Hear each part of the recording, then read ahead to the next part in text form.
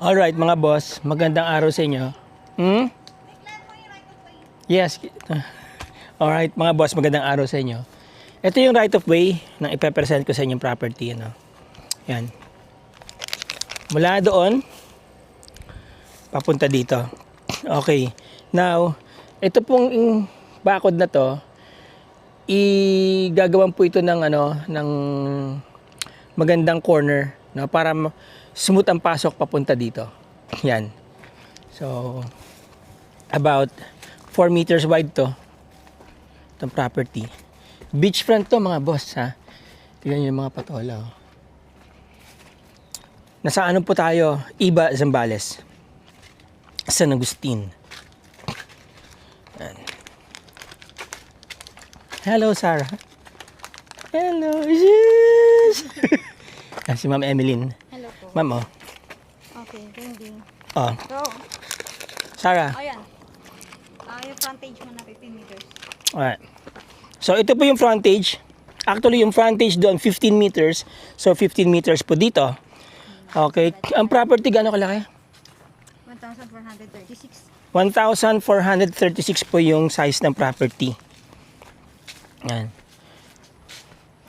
Okay, so, bago tayo makarating dun sa harap, paliparin po muna natin si Chokokoy.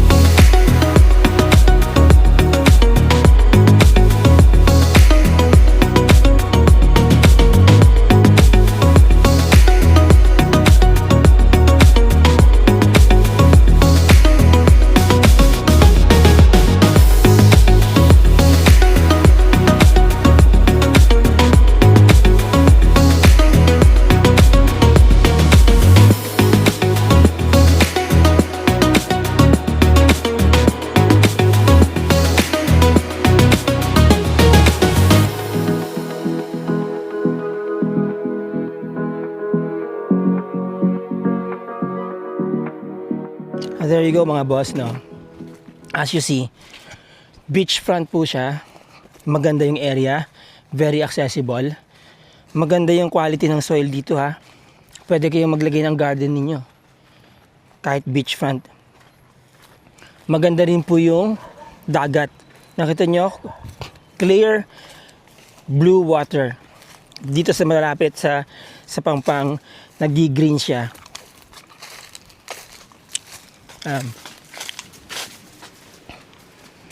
Wow. Dito wala pong issue ng erosion dito mga boss, mga mama. Ito nyo, walang barko. Yan po. So, ang inyong boundary, ito, 15 meters po yan, diretso papunta doon. Okay? Yan. Ito ang dagat. Kita nyo yung mountain view doon, medyo malayo nga lang. Naka-cove po siya, no? Pag ganun. Tapos itong quality ng sand dito, okay naman, maganda po. Pino, no? May konting mga pebbles, pero hindi po siya masakit sa paa. Alright? So, ang property, again, is ilan? 1,436. 1,436. Selling for? For cash buyer, 8 million. For cash buyer, 8 million. Pag installment, 8.5. Installment 8.5. 50% down payment. The balance 50% is, down. Mhm. 2 years to pay. 2 years to pay. So ayan mga boss, there you go. Kapag ka gusto nyo makita itong property na to, kontakin lang tayo, di ba ma'am? Tapos sasamahan po namin kayo dito mag ocular or Title viewing. po, title. Titulado po itong property, by the way. So this is about ilang minutes to sa National Highway ma'am? 7 to 10. 7 to 10 minutes. So sa downtown Iba, this is about 15 minutes. And Kung ano to, kuryente, internet, meron din. meron na pong ano dito, cable internet, electrical connection. Tapos madali lang naman po magpalagay ng tubig dito mga boss. And from Metro Manila, this is about 4 to 5 hours. Depende po yan sa speed ninyo papunta dito. Okay? At saka sa time of the day kung anong oras kayo babiyahe. Usually pag madaling araw, mas mabilis po makarating dito sa Iban, Zambales. Okay mga boss, mga ma'am, mga sir.